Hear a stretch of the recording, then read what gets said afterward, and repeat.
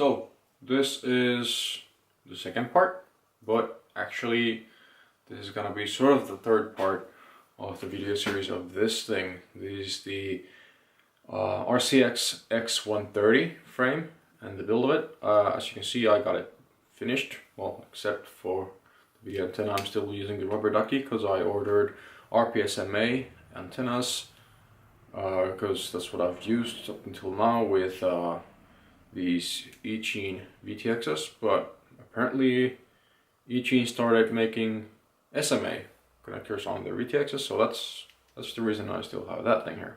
But I want to go through quickly what I did here, why I had to do it the way that I did it here, and I'll explain some things that I probably would do differently if I if I were starting this again. So, foam in the bottom, Velcro just to hold the battery in place.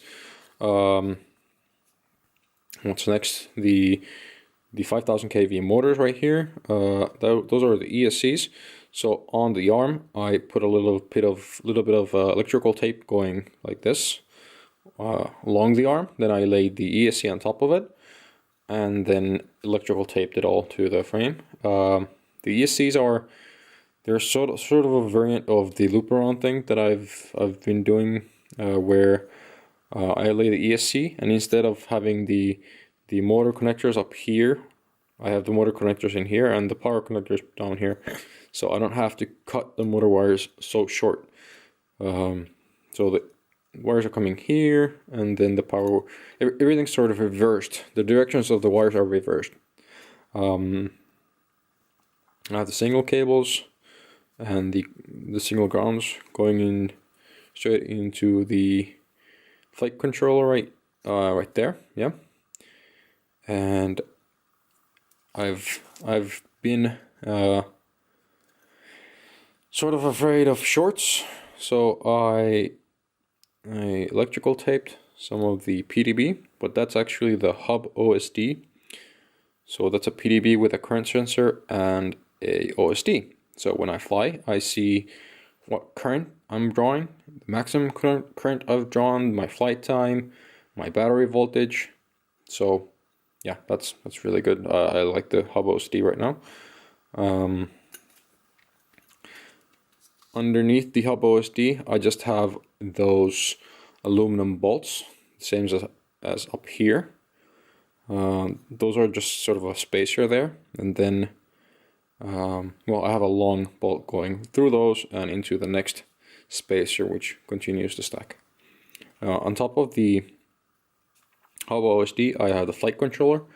I ordered, and I was supposed to use the FPV model X-Racer F303 version 3, but I received a faulty board, and I had to send it. Well, I had to send it back basically, or ask them for a new one. And because that's actually still on the way, I wanted to get something quicker, so I ordered let me show you this. I have a spare one here. I ordered this guy. This is the RC Explorer F3 FC. It has the same specs pretty much as the F303. But this is missing flash memory for the black box. But what this has is the ability to direct power through the battery, so you don't have to have a BEC. And this actually has a BEC on it, so you could actually power something from this flight controller. What else?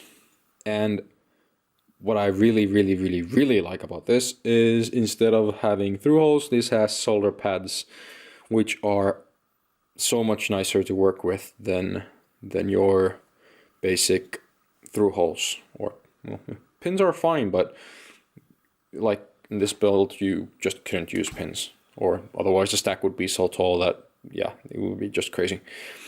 And what I like about this board is also this. Let me see if you can focus. Come on. There you go. That's not a micro, that's actually a mini USB. A little bit bigger, the exact same weight, but it's not so fragile. Right on top of the flight controller, I have a receiver D4R2, which is depinned and heat shrinked again. I just took off the cardboard thing and threw it away. The antennas are coming through here and to the top. Inside the pod, I have the TeeSCee 1000 TVL CCD camera on the swivel mount. And yeah, it's great. You can put even a negative camera tilt on it if you want to look downwards for some reason. And you can get about, I don't know how much that is, 45 maybe, 45 degrees of camera tilt. That's, for some people that's too little, but for me it's plenty. So that works well with this, and inside there I have the TeeSCee ET 526, I think it was called. Here you can see the buttons and the channels and whatever. What I did wrong here is this plate should be on top, on the top plate here, should be on the bottom. You can see that the antenna hole is sort of towards the front, and if this plate would be up there, it would be at the back here. So I could get this VTX coming a bit closer here. That's what I'm gonna do after I receive the new antenna connectors, and I can add a new connector and start using proper antennas. But yeah, up until then I'm gonna run with this. Thanks for watching.